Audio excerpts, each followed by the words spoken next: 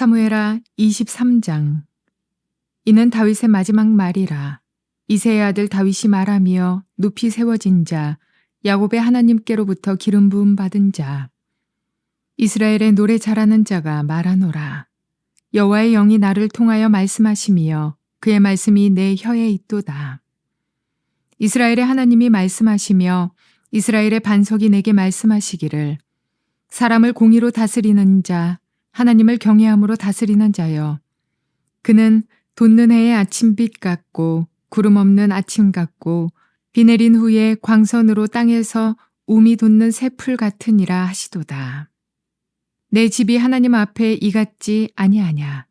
하나님이 나와 더불어 영원한 언약을 세우사 만사에 구비하고 견고하게 하셨으니 나의 모든 구원과 나의 모든 소원을 어찌 이루지 아니하시랴. 그러나 사악한 자는 다 내버려질 가시나무 같으니 이는 손으로 잡을 수 없음이로다. 그것들을 만지는 자는 철과 창자루를 가져야 하리니 그것들이 당장에 불살릴리로다 하니라. 다윗의 용사들의 이름은 이러하니라. 다그몬 사람 요셉 바세벳이라고도 하고 에센 사람 아디노라고도 하는 자는 군 지휘관의 두목이라. 그가 단번에 800명을 쳐 죽였더라. 그 다음은 아호와 사람 도대의 아들 엘르아살이니 다윗과 함께한 세 용사 중에 한 사람이라. 블레셋 사람들이 싸우려고 거기에 모임에 이스라엘 사람들이 물러간지라. 세 용사가 싸움을 도두고 그가 나가서 손이 피곤하여 그의 손이 칼에 붙기까지 블레셋 사람을 치니라. 그날에 여호와께서 크게 이기게 하셨으므로 백성들은 돌아와 그의 뒤를 따라가며 노력할 뿐이었더라. 그 다음은 하랄 사람 아게의 아들 삼마라.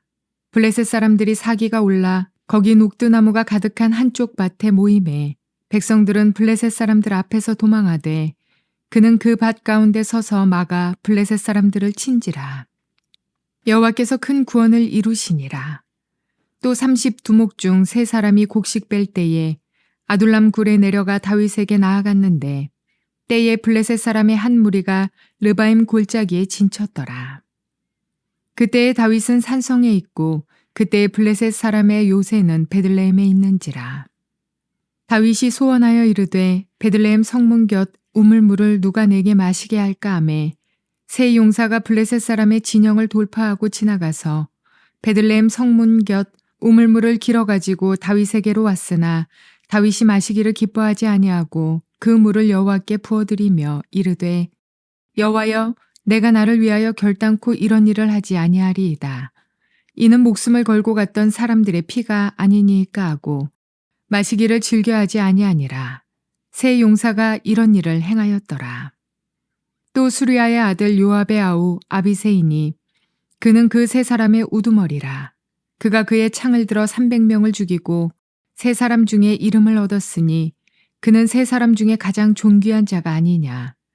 그가 그들의 우두머리가 되었으나 그러나 첫 세 사람에게는 미치지 못하였더라. 또 갑스엘 용사의 손자 여우야다의 아들 브나야이니 그는 용맹스러운 일을 행한 자라.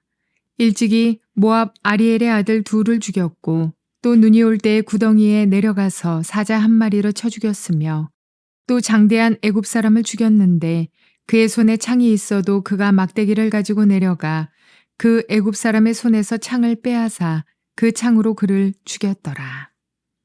여우야다의 아들 브나야가 이런 일을 행하였으므로 세 용사 중에 이름을 얻고 30명보다 존귀하나 그러나 세 사람에게는 미치지 못하였더라. 다윗이 그를 세워 시위대 대장을 삼았더라.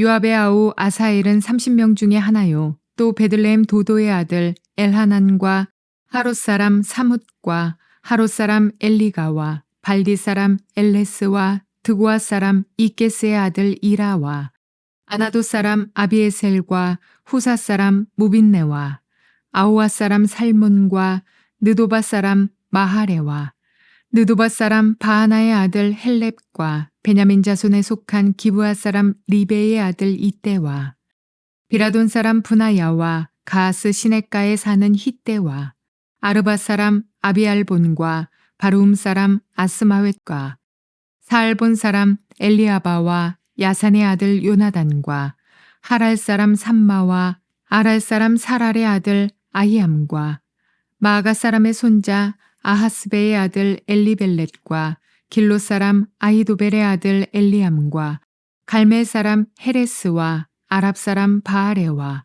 소바 사람 나단의 아들 이갈과 갓 사람 바니와 암몬 사람 셀렉과 수르야의 아들 요압의 무기를 잡은 자 부에롯 사람 나하레와 이델 사람 이라와 이델 사람 가렙과 헷 사람 우리아라. 이상 총수가 37명이었더라. 좋은 날입니다. 성령님께서 오늘도 여러분들의 심령 가운데 큰 은혜와 평강으로 함께하여 주시기를 주님의 이름으로 축복합니다. 저는 오늘 여러분들과 함께 사무엘하 23장 말씀으로 다윗의 마지막 말이라는 제목으로 은혜를 나누기로 원합니다. 오늘 여러분들과 볼 말씀은 크게 두 단락으로 구분될 수가 있습니다. 1절부터 7절까지 그리고 8절부터 39절까지 이렇게 두 단락으로 나눠질 수 있는데요. 내용은 굉장히 간단한 내용입니다. 앞에 1절부터 7절까지의 내용은 다윗의 마지막 고백입니다. 자신의 삶을 돌아보면서 하나님께서 하신 일을 인정하며 주님께 감사와 찬양을 올려드리는 내용이 1절부터 7절이고 8절부터 39절까지의 내용은 그 모든 인생의 여정 가운데 함께하였던 다윗의 팀에 대해서 기록해 놓고 있는 것이 후반부의 이야기입니다. 자, 오늘 본문을 통해서 성령님께서 우리 각자에게 주시는 주님의 음성을 들을 수 있는 시간이 되길 바랍니다. 자, 1절부터 7절까지의 말씀은요, 다윗의 마지막 말이다. 그렇게 기록이 되어져 있습니다. 자, 그런데요, 다윗의 마지막 말이라고 해서 다윗의 유언이라는 뜻은 아닙니다. 다만 이 사무엘하 말씀에서 사무엘서에서 나오는 다윗의 마지막 고백 혹은 다윗의 마지막 찬양, 시 그런 의미로 다윗의 마지막 말이다라는 의미입니다. 실제 유언은 나중에 열왕기 상 2장에 가면 실제로 다윗이 생의 마지막 순간 남긴 유언이 기록되어져 있습니다. 자, 그럼에도 불구하고 그가 자신의 삶을 전체적으로 돌아보면서 하나님 앞에 정말 진심으로 이 모든 나의 인생을 이끌어 오신 분이 누구신지에 대한 부분들을 고백한 내용이 바로 이 1절부터 7절까지 내용에서 아주 잘 나타나 있습니다. 자, 그럼 한번 본문으로 들어가 보도록 하죠. 자, 1절 말씀은 다윗이 자신의 자기 정체성을 이렇게 표현을 하고 있습니다. 한번 읽어보겠습니다. 이는 다윗의 마지막 말이라. 이새의 아들 다윗이 말하며 높이 세워진 자 야곱의 하나님께로부터 기름 부음 받은 자 이스라엘의 노래 잘하는 자가 말하노라. 이렇게 이야기하고 있습니다. 자, 다윗이 자신의 삶을 돌아보면서 고백한 내용인데요. 이 1절 말씀이 굉장히 중요한 의미를 가집니다. 여러분 그런 사람이 있죠? 삶을 돌아보면서 야 말이야 내가 이렇게 했고 내가 저런 것도 했고 날 통해서 이런 일도 이루어졌고 하면서 영웅담을 풀어놓는 사람이 있습니다. 그런데 사실 그의 삶을 돌아봤을 때 수채 다 하나님께서 하신 일이고 주님의 도우심 가운데에서는 아니고서는 할 수 없었던 일들을 이뤘음에도 불구하고 그 모든 일들이 마치 자기가 잘해서 자기가 똑똑해서 자기가 잘나서 자기가 다 했다라고 이야기한 사람이 있습니다. 하나님 앞에 별로 축복받을 수 없는 그런 마음의 자세이죠. 그런데 지금 다윗은 이렇게 고백하고 있는 것입니다. 나는 이새의 아들이다. 야, 여러분 여기서 이새의 아들이라는 표현 좀 이전에 몇 번 등장한 적이 있는데 이새의 아들이라는 표현은요 사실은요 다윗이 자기 자신에 대해서 쓴 표현보다는 사울이 다윗을 깔보기 위해서 썼던 표현, 다윗을 비하하기 위해서 썼던 표현이 바로 이새의 아들이었죠. 근본 없는 자라는 것이죠. 별로 별 볼 일 없는 정말 배경도 없는 그런 자식 뭐 이런 거 이야기할 때 그 이새의 아들 그런 표현들 썼던 거 기억나시죠? 근데 다윗이 지금 그 얘기를 하는 것입니다. 내가 누구냐? 나는 이새의 아들이었다. 난 정말 별 볼 일 없는 아들이었고 난 정말 목동에 불과한 그런 아들이었다. 실제로 사무엘이 이새를 찾아가서 너희 집안의 아들에 대해서 내보혈하라 이야기할 때 그때 다윗은 심지어는 그 아버지 이새에게도 별로 왕감으로 인정받지 못한 아이였죠. 그런 막내 아들이었습니다. 그런데 바로 그런 사람 아무것도 별 볼 일 없고 정말 내세울 것 없는 그런 나를 성경은 이렇게 이야기합니다. 다윗이 고백하기에 이새의 아들 다윗이 말하며 높이 세워진 자, 높이 선 자가 아닙니다. 내가 잘나서 내가 이렇게 정말 입신양명했고 내가 출세했고 내가 진짜 뼈 빠지게 일해서 내가 왕의 자리 가운데 올랐다. 지금 그렇게 고백하고 있는 게 아니라 높이 세워진 자입니다. 수동태입니다. 누구에 의해서? 하나님에 의해서 하나님께서 이런 별 볼 일 없는 자를 이렇게 높은 자리 가운데 세워주셨다. 지금 그걸 고백하는 것입니다. 그리고 또 이야기하기를 야곱의 하나님께로부터 기름 부음 받은 자, 기름 부음 받았다라는 건 택함 받았다라는 것이죠. 성별되었다라는 것입니다. 수많은 사람 가운데 하나님이 당신의 일을 위해서 쓰시기 위해 구별하신 자라는 걸 이야기합니다. 다윗은 그런 고백을 하는 것입니다. 아무 별 볼 일 없는 나를 하나님께서 이렇게 높이 세우셨고 당신의 뜻을 이루기 위해서 나를 구별하여 성별해내셨다. 그게 바로 나다. 그게 내 정체성이다. 라고 지금 이야기하는 것입니다. 얼마나 겸손합니까? 얼마나 정말 자기가 누군지를 얼마나 잘 알고 있습니까? 우리가 이런 마음이 있지 않는다면 하나님이 우리를 정말로 계속 축복하실 것입니다. 그래서 다윗은 이렇게 고백합니다. 그런 나인데 그런데 이스라엘의 노래 잘하는 자가 말하노라 이렇게 이야기합니다. 여기서 이야기하는 노래 잘한다라는 말은 다윗이 그냥 목청이 좋아서 노래를 잘 부른다라는 말이 아닙니다. 바로 여기서 말하는 노래 잘한다라는 것은 다윗이 그런 나를 알고 내가 어떤 존재인지를 알고 나의 근본을 알고 내 뿌리를 알고 하나님 앞에 하나님이 하신 일을 인정하는 자, 찬양하는 자, 높여드리는 자, 바로 그가 나다라고 지금 이야기하는 것입니다. 다윗의 특징입니다. 다윗이 참 하나님으로부터 계속적인 은총을 입을 수 있는 비결이 바로 여기에 있습니다.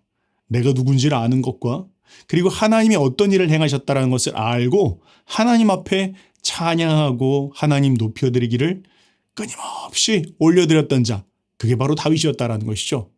이것이 우리의 삶의 성공의 비결이기도 합니다. 하나님께서 우리를 택하셨습니다. 부르셨습니다. 별 볼 일 없는 우리를 하나님 사용하고 계십니다. 그걸 인정해야 될 것입니다. 그리고 그 하나님을 높이 올려드리고 하나님 하신 일들을 간증하고 하나님을 찬양하고 그런 삶을 살아갈 때 하나님께서 그 삶 가운데 하나님의 은총의 손길을 거두시지 않는다라는 것이죠. 다윗이 지금 그 고백을 하고 있는 것입니다. 그러면서 다윗이 이렇게 이야기합니다. 그런 나에게 하나님께서 어떤 은총을 주셨는지 더 구체적으로 2절에 이렇게 말합니다. 여호와의 영이 나를 통하여 말씀하시며 그의 말씀이 내 혀에 있도다. 두 가지를 이야기하고 있습니다. 여호와의 성령으로 내가 인도함 받는 자이고 그리고 하나님의 말씀이 계시의 말씀이 늘 내 심령 가운데 넘쳐나는 자다라고 지금 고백하고 있습니다. 이유는 무엇입니까?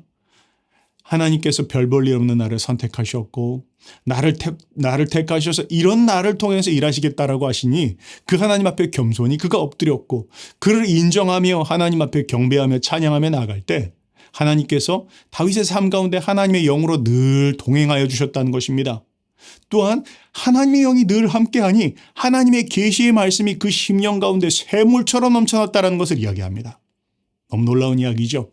여러분 우리가 하나님을 인정하고 매일매일 하나님 앞에 겸손히 엎드리면요. 하나님이 우리와 함께 늘 동행해 주십니다. 함께 하실 뿐만 아니라 동행하시는 가운데 하나님께서 우리 가운데 말씀을 늘 부어주십니다. 계시를 주시고 말씀을 주시고 깨달음을 주시고 그것이 정말 내 속으로부터 넘쳐나서 다른 사람들에게도 나눌 수 있게 되고 유익을 나눌 수 있게 되고 삶의 방향도 결정할 수 있게 되어지고 풍성한 은혜를 우리 가운데 부어주시는 것입니다. 내가 누군지를 알고 하나님이 어떤 분이신 줄 알고 그분께 늘 찬양과 경배를 올려보십시오. 그런 마음으로 나아갈 때 하나님께서 이런 은혜를 부어주신다는 것이죠. 그러면서 3절 말씀에는 이제 3절과 4절에서는 그런 다윗을 보는 하나님의 마음을 기록해 놓고 있습니다. 지금까지 이야기한 건 다윗이 자기 자신을 보면서 내가 이런 자였다라는 것을 고백하지만 이제 하나님은 그럼 다윗을 어떻게 보셨는지에 대해서 이렇게 이야기합니다. 3절입니다. 이스라엘의 하나님이 말씀하시며 이스라엘의 반석이 내게 이르시기를 사람을 공의로 다스리는 자, 하나님을 경외함으로 다스리는 자요. 그렇게 이야기합니다. 하나님이 다윗 보면서 이렇게 이야기하셨다는 거죠. 다윗아, 너는 사람을 공의로 다스리는 자이다. 너는 사람을 내 이익을 따라서 너의 이익을 위해서 네 어떤 목적을 이루기 위해서 이렇게 판단하고 저렇게 판단하는 것이 아니라 하나님의 공의에 근거하여서 사람을 사람을 판단하고 사람을 이끌고 나라를 다스린 그런 사람이었다. 내가 그것을 인정해준다. 지금 그렇게 이야기하는 것입니다. 그러면서 또한 하나님을 경외함으로 다스리는 자여 그렇게 이야기합니다. 네가 사람 앞에 서지 않았구나. 사람들 앞에 잘 보이기 위해서 뭔가를 결정하지 않았구나.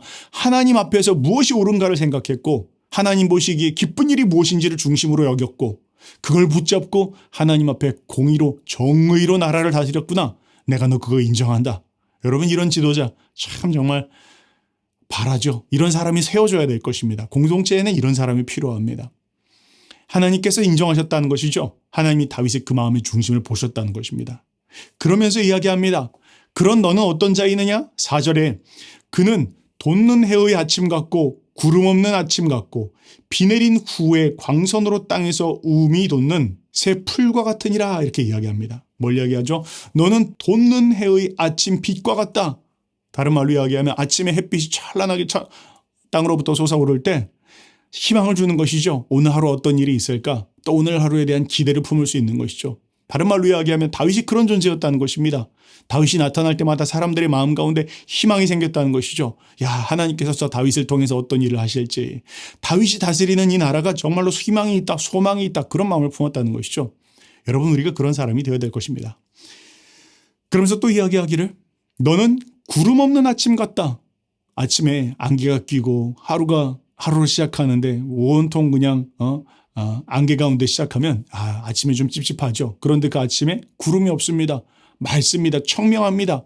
삶에 어둠이 없었다라는 것이죠. 다윗이 그런 사람이었다는 것입니다.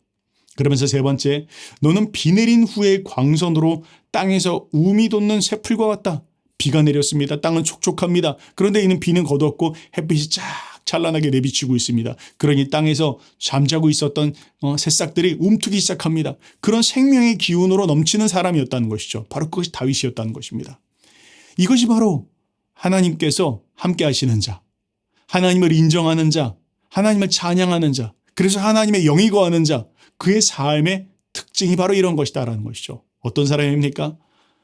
그가 자신의 삶 가운데 그가 함께하고 있는 공동체가 그를 통해서 희망을 발견합니다. 저분이 우리와 함께하고 있으니까 우리 공동체가 참 잘 될 거야. 저분이 함께하고 있으면 우리 공동체가 나아갈 방향을 우리가 분명하게 알 수가 있지.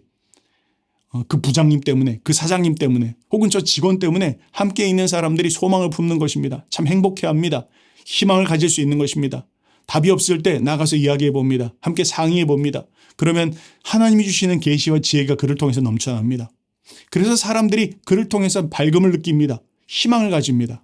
그리고 그와 함께하고 있을 때 뭔가 어두운 이야기가 아니라 생명이 넘치는 이야기, 소망의 이야기, 하나님이 하실 일들에 대한 기대감이 그를 통해서 그 회사 안에서, 그 가정 안에서, 그 학교 안에서 넘쳐나는 것입니다. 여러분 이런 사람으로 하나님이 우리를 부르셨습니다. 여러분 우리는 예수님 믿는 사람이죠. 우리는 이 세상에서부터 하나님께 택함받은 자들입니다. 다윗이 하나님 앞에 선택되어진 것처럼 우리 역시 우리는 세상으로부터 택함받은 자들입니다. 우리 역시 하나님 앞에 내가 누군지를 알고 하나님을 인정하고 늘 하나님 앞에 엎드려서 그 하나님의 성령으로 충만할 때 하나님께서 우리를 이런 사람으로, 사람들이 늘 기대하는 사람으로, 희망찬 사람으로, 생명력 넘치는 사람으로 우리를 인정하게 되어질 것입니다. 우리를 향해서 하나님께서 그런 마음, 그런 기대 갖고 있다는 것이죠. 그 다음에 5절 이렇게 이야기합니다. 다윗이 감사합니다. 내 집이 하나님 앞에 이같지 아니하냐. 바로 하나님께서 우리 집을 이렇게 만들어 주시지 않았느냐. 뿐만 아니라 하나님이 나와 더불어 영원한 언약을 세우사 만사에 구비하고 견고하게 하셨으니 나의 모든 구원과 나의 모든 소원을 어찌 이루지 아니하시랴. 하나님께서 나와 맺으신 언약 때문에 내 마음에 있는 소원까지 하나님께서 알고 계시고 그 마음 가운데 있는 소원까지 들어주시는 그 하나님께서 바로 이 모든 일들을 이루어 주셨다. 나의 집이, 이 나라가 그 하나님의 신실하심 앞에서 이렇게 지금까지 인도함 받지 않았느냐라고 하면서 하나님을 다시 한번 높여드리며 인정합니다. 여러분 그런 마음의 고백 잊지 마시기 바랍니다. 우리 가정이 이렇게 되어진 것 하나님의 은혜입니다. 우리가 함께하고 있는 공동체가 여기까지 올 수 있었던 것 주님의 은혜의 손길이었습니다. 고백하는 거 우리가 잊지 말아야 될 것입니다. 그러면서 6절과 7절엔 다른 분위기로 이야기합니다. 그것과 함께하지 못했던, 그것과 함께하지 않는 사람들에 대한 하나님의 심판을 이야기합니다. 그러나 사악한 자는 다 내버려질 가시나무 같으니 이는 손으로 잡을 수 없음이로다. 그것들을 만지는 자는 철과 창자루를 가져야 하리니 그것들이 당장 불살라리로다. 그렇게 이야기하고 있습니다. 뭘 이야기하는 것입니까? 그런 하나님의 일하시는 공동체 가운데 가시나무와 같은 존재가 있다라는 것이죠. 다른 말로 이야기하면 더 구체적으로 말하면 다윗의 왕됨을 인정하지 않는 자들이죠. 하나님께서 다윗을 선택하셨고 하나님이 다윗을 세우셨다라는 것을 인정하지 않는 사람들입니다. 그런 공동체 보면 항상 그런 사람들이 있지 않습니까? 하나님의 일하심도 인정하지 않고 하나님이 세우신 지도자도 인정하지 않고 하나님의 질서 다 무시하고 살아가는 사람들, 가시나무 같은 사람들입니다. 삐쭉삐쭉합니다. 손으로 다치면 손이 다칩니다. 그래서 지금 뭐라고 이야기합니까? 그를 만지는 자는 철과 창자루를 가져야 된다. 그렇게 이야기하고 있죠. 손으로 부드럽게 다스릴 수 있고 말로 타이를 수가 없습니다. 심지어는 나중에는 철로 창자루로 그것을 다스려야 되는데 그걸 다스린다고 바꿔 쓰거나 고쳐 쓸 수 없습니다. 이야기하기를 당장 불살라버릴 수밖에 없는 존재다. 이런 사람들이 있다라는 것이죠. 하나님을 인정해야 합니다. 하나님의 일하심 앞에 겸손해야 합니다. 하나님께서 하시는 일들 앞에 겸손하게 마음을 낮추고 주님이 어떤 일을 하시는지 귀 기울여 듣고 함께하는 마음으로 성령의 인도함을 받는 자들이 되어야 합니다. 공동체 가운데 그런 마음의 중심이 있는 사람들을 통해서 공동체는 건강해지는 것이고, 만약 하나님을 인정하지 않고 하나님이 세우신 지도자도 인정하지 않고 하나님의 일하심도 인정하지 않을 때는요, 우리가 가시나무와 같아서 결국 불살라버린다라는 것을 성경은 이야기하고 있는 것입니다. 그 다음 두 번째 단락 8절부터 39절 말씀에는요, 다윗의 용사들에 대한 이야기를 기록해 놓고 있습니다. 다른 말로 이야기하면 하나님께서 이스라엘 나라를 세우셨을 때, 다윗의 왕국을 세우셨을 때 이게 다윗 혼자 이루어진 게 아니라는 것이죠. 다윗과 함께하는 용사들, 다윗의 팀이 있었다라는 것을 강조하고 있습니다. 뭐 구체적인 내용들 하나하나를 설명할 수 있겠지만 강조하고 싶은 건, 성경이 지금 강조하고 있는 건 그것입니다. 다윗 혼자가 아니라 다윗과 함께하는 자들이 있었다라는 부분들을 더 강조해서 이야기합니다. 자, 8절부터 12절까지의 말씀은요, 첫 번째 반열의 용사들을 이야기합니다. 아주 용맹했던 사람들 3명을 구별해서 이야기합니다. 요셉 바세밧이라는 사람이 있었는데 이는 단번에 800명을 쳐 죽인 자였다. 그는 아주 힘이 세고 용맹한 사람이었다. 그렇게 말하고요. 또한 엘르아살이라는 사람이 있었다. 그도 역시 블레셋과의 전쟁에서 큰 공을 세우는 사람이었는데 그가 얼마나 용맹했는지 칼의 손에 붙기까지 싸웠다. 그렇게 이야기하고, 그가 앞에서 싸우고 있으면 뒤에 있는 사람은 할 일이 없어서 그저 쓰러진 대적들의 노량물을 취하는 일 말고는 특별히 할 일이 없었다. 그가 혼자서 모든 적들을 다 상대했다라는 것이죠. 그만큼 용맹했던 사람이었다는 것입니다. 첫 번째 반열에 있는 세 용사 중에서 한 명입니다. 그 다음 또한 삼마라는 사람이 있습니다. 그도 역시 마찬가지로 모두 사람들이 다 도망치고 있을 때 혼자서 블레셋과 맞서 싸운 사람이었다. 그 용기가 정말로 아주 출중하고 탁월한 사람이었다. 그런 자들이 다윗 옆에서 다윗과 함께 다윗의 나라, 이스라엘의 나라, 하나님이 다스리시는 나라 세우기 위해서 헌신한 사람들이, 그런 사람들이 다윗 옆에 함께 있었다. 이렇게 이야기하고 있습니다. 자, 그 다음에 그 다음 두 번째 반열의 3명의 용사에 대해서 이야기를 하고 있는데요. 이들은 충성면에 있어서는 앞에 이 3명의 용사와는 비교할 수 없을 정도로 오히려 더 충성된 그런 사람들입니다. 그러나 능력면에 있어서는 조금 뒤지는 그런 3명의 사람들에 대해서 기록을 해놓고 있습니다. 그러면서 그 3명이 어떤 사람인지는 어떤 사람이다 이름을 대기보다 그 사람들의 일화를 이야기합니다. 두 번째, 이 둘째 반열에 3명의 용사들이 있었는데 그들이 한 일은 이런 것이었다라고 하면서 이렇게 말합니다. 블레셋과의 전쟁이 붙었습니다. 언제인지는 정확하게 특정 지을 수 없습니다. 그런데 블레셋과의 전쟁 가운데 블레셋이 지금 르바임 골짜기라는 곳에 전차 부대와 말들과 함께 가득히 골짜기를 메우고 가득히 다윗 진영과 함께 대치하고 있는 그런 상황이었습니다. 다윗은 아둘람굴에 사령부를 치고 진을 치고 있었습니다. 그러던 어느 날 다윗이 상황을 파악하기 위해서 굴에서 나와서 산성 위로 올라갔습니다. 자, 그런 가운데에서 다윗은 산성 위에 올라가서 상황을 지켜보고 있는 가운데 있었고, 또한 블레셋은 르바임 골짜기라는 곳에 진을 치고 있었는데 특별히 그 가운데에서 다윗의 고향 베들레헴을 완전히 휘어싸고 있었습니다. 이유는 다윗이 지금 숨어 있으니까 다윗의 고향인 그 베들레헴을 자기가 포위하고 있으면 다윗이 그 마음 가운데, 안타까운 마음 가운데에서 베들레헴을 구하려는 마음 가운데에서 튀어나오겠지.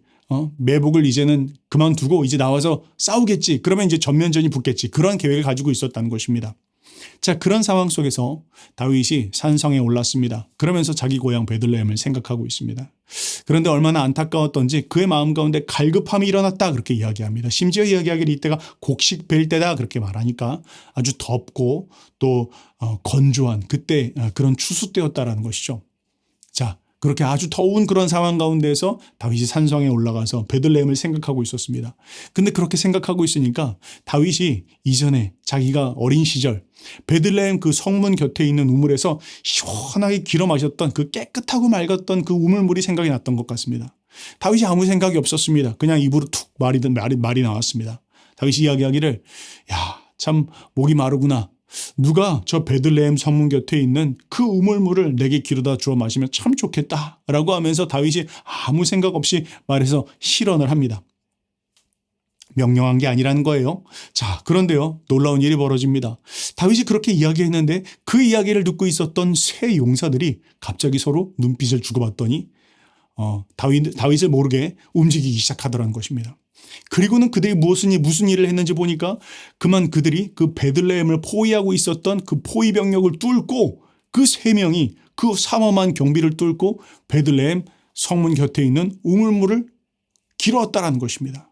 놀랐겠죠. 베들레헴을 휘어싸고 있었던 블레셋 진영도 아마 깜짝 놀랐을 것입니다. 저쪽에서 세 명이 구름처럼 달려오는데 뭐 대군이 몰려오는 것도 아니고 그냥 정말 세 명이 쫄랑쫄랑 딸려오면서 막 달려오고 있는데 그 기세가 맹렬했다라는 것이죠. 그런데 그들이 어떻게 이 블레셋 진영을 뚫었는지 블레셋 진영을 뚫어내면서 와서 자신 베들레헴 성에 있는 성문 옆에 있는 그 우물물을 길어다가 그리고 그것을 다윗에게 가져다 줬다는 것이죠.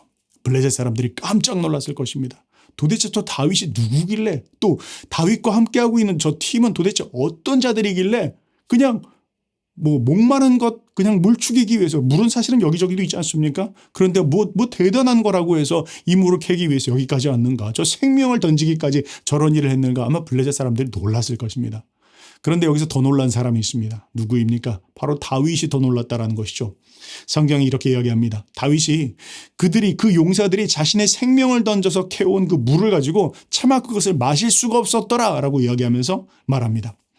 이르되 여호와여 내가 나를 위하여 결단코 이런 일을 하지 아니하리이다. 이는 목숨을 걸고 갔던 사람들의 피가 아니니까 하고 마시기를 즐겨하지 아니하리라.